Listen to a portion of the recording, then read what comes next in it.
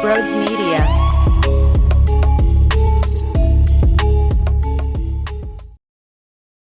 That's what I call baseball. 8-3, Trey Turner out of the cleanup spot. Rob Thompson loses his mind and decides to put him in the four-hole. In what world? The guy has been horrible. Rob, what do you see that we don't? Rob, in what universe do you seriously put the lineup together, walk it out to home plate, and say, this is what we're going to do, damn it. We're going to put our struggling big-time star in the most important position in the lineup, and then the guy goes on a tear. 4 hits, 2 home runs.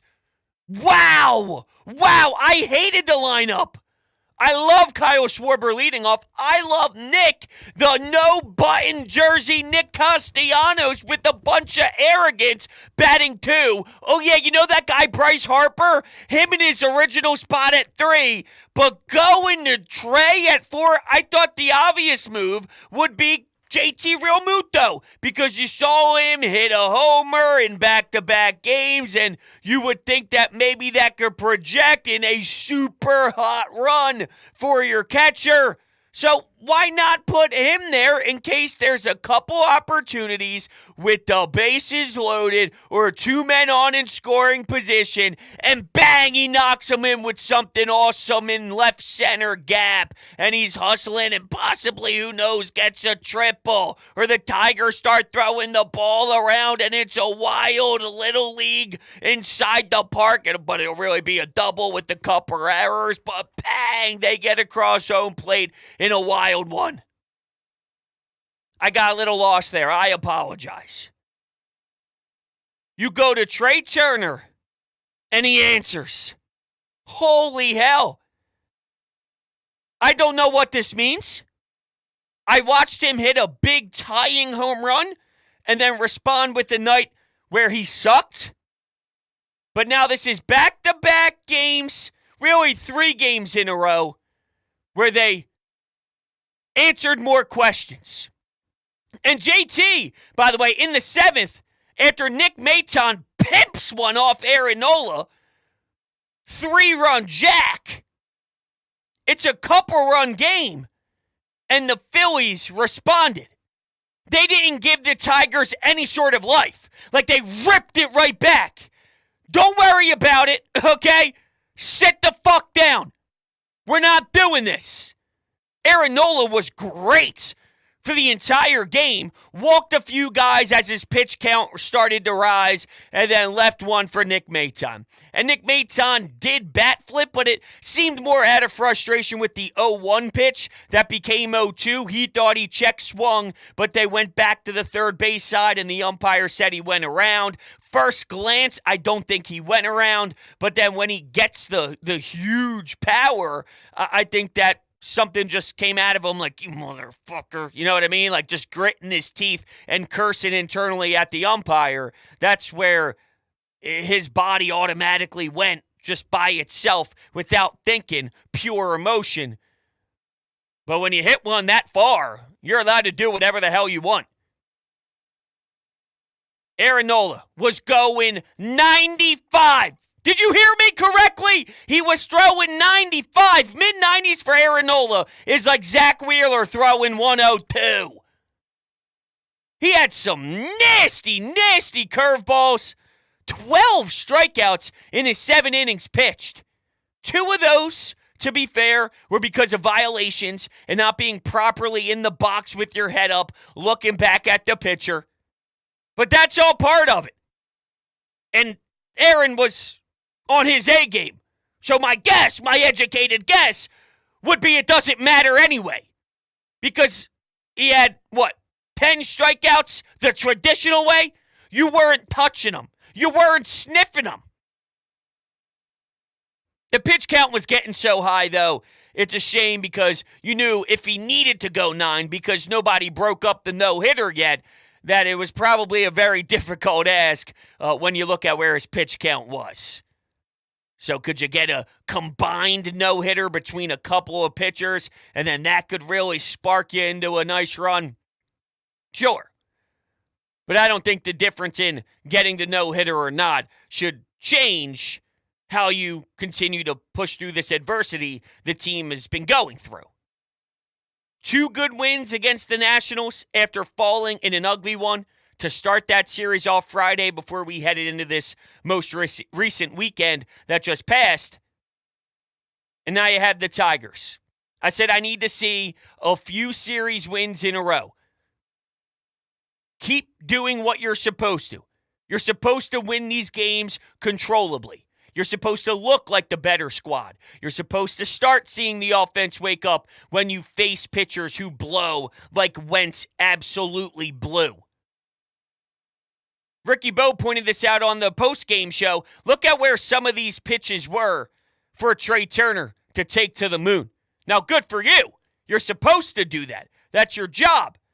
Smack those pitches around and put them in the fence and put them where the stands are. Trey really should have had 5 hits. He got robbed on his last at-bat where he once again squared up the baseball and smoked it. It's just unfortunate that the Tigers were able to make a defensive play there. We could have seen a 5-hit night out of him. And Casty is a special player. You see that, right? It's like, wow. We really, as a city, haven't been able to experience this at all yet from him. So it's nice to know the ceiling of the Nick Castellanos hype is deadly. Now, we knew that anyway. We've seen him play in this league. But there's a big-time difference when you study the ins and outs of a player every single game, every single at-bat, every single pitch, every single press conference after the game, hearing their day-to-day grind, hearing their day-to-day journey, how they react to it, all of it. You get more information compared to watching a team from a distance and checking out some highlight packages, going to the MLB page and scrolling through some of the daily highlights. He's raking. And I think that swag that he has, it carries. The locker room hasn't been able to grab onto that all of last year. I think it could change the identity of a team, especially if Turner is going to get a hold of one like he showed you when he goes to town. That's a beautiful swing. The extension, the one arm with the extension, it is money. And I know that they're not a good team they just faced. I have that in my back pocket. I'm not running away from it. I acknowledge it. You have to beat these teams, though. Last year, part of their run was beating the Nationals, was beating the bad teams. Doing what you're supposed to do when the talent disparity is as wide as we saw tonight. That's your job. They did it. So I'm going to appreciate that they did it in such a convincing way. Your top-end starting rotation did more than just deliver. They over-exceeded expectations. And when I say they, it's just Aaron Nola. But I look at that as the group for the night. When I'm looking at my checklist of starting pitching, bullpen, relief, middle relief, closing, sometimes depending on how the starter went, that's a tougher grade. Depending on what the score is, I can dive a bit more into that and peel it back. Defense, base running. Did everyone enjoy Kyle Schwarber on the bases running? Now look, 3 walks is 3 walks. And he is providing that for you. I'm telling you, Rob has to stay with Kyle Schwarber up at the top. Today on the Best Show Ever, we asked, was the series win over the Nationals more of a mirage, or was it more real of them turning the page? I went with it's more of a mirage. Everybody else thought that they could hold their hat on to something. Well, if you look at what we saw tonight, it would look as if they are correct for now. I have no problem with how they played. I have no complaints whatsoever. It's just more about doing it longer. That's all. I'm not surprised Kyle Schwarber in June is playing better. I'm not surprised that Trey Turner actually look like a Major League Baseball player. He's extremely talented. I'm not surprised we got a really good Aaron Nola performance because we have seen him do this a bunch of times. We've seen dominance out of Nola. It makes a lot of sense. I just don't know if they're going to package this thing together and then do it for a long window of time. I'm not saying they can't. I actually think they can. Because just like everybody else, I see the team on paper, and there's a big difference between on paper and then actually performing and executing on the field. If I'm taking all of their skill and realizing who they really are, looking at how long they've played in this league and the back of the baseball card theory, then they have more in the tank than what we've watched. I know it. So it'll show. Can they pull longevity out of a run?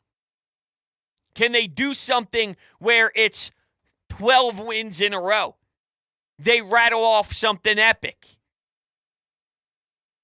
They make sure they get everybody back on the train.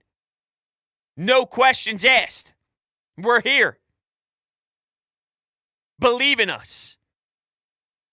Sweep the Dodgers. Go into Arizona and win 3 out of 4. Don't split. We were okay with the split in Atlanta, but don't split. Go beat the Diamondbacks in a series. If you're a strong team, which I think the Phillies have the ability to be, then you're going to win series against tough opponents, and you're going to sweep a team that's very good. So do it. You can't handle that right now because the Tigers are on your schedule. I get it. I'm just trying to kind of share with you where I'm at and why it's difficult. Because in the right now, there's nothing that makes me happier thinking about what this team just did. That was such a really good baseball game. It was fun. I enjoyed it. I sat down and I smiled. And I thought I was going to watch something incredible by the end. I thought Aaron Nola might do it until the pitch count started to rise, and then it became inevitable. But through 4, I'm going, oh, man. I'm not going to say it. Matt Gelb might be the one to say it. I'm not going to say it. All due respect to Matt Gelb. Does not believe in the jinx. Even quote tweeted a tweet of his from back in 2010 when Roy threw a perfect game, and he tweeted about it before the perfect game. So and then everyone was in his mentions screaming that, why did you fail us and why did you put Aaron Nola under the jinx? He went back to the 2010 tweet and said, well, it didn't impact anybody else. To each their own. It just won't be me tweeting when a certain Phillies pitcher is given the business, is shoving, a no-no. I just respect the baseball gods. They're real. You played the game, you know they're real. It's all part of it. All right.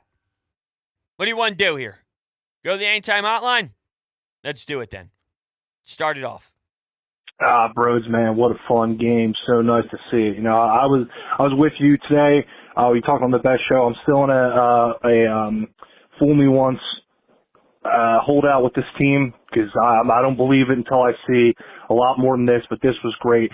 Shout out, though, to the Tigers and those 2 great defensive plays. I mean, you don't see airbending in the MLB very often, but, you know, it was cool to see. One of those guys is very talented. So, man, let's sweep them. Let's win some more games. Let's do it, baby.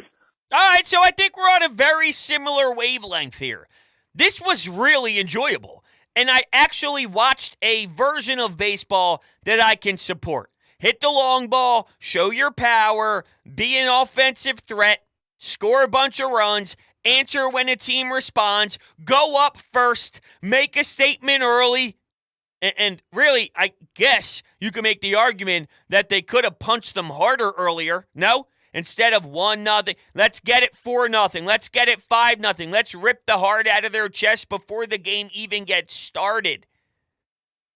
Before they wrap around to see their lineup once go through, like their batting orders on their 5th, 6th guy, and they already feel we have no chance tonight. We're getting murdered tonight.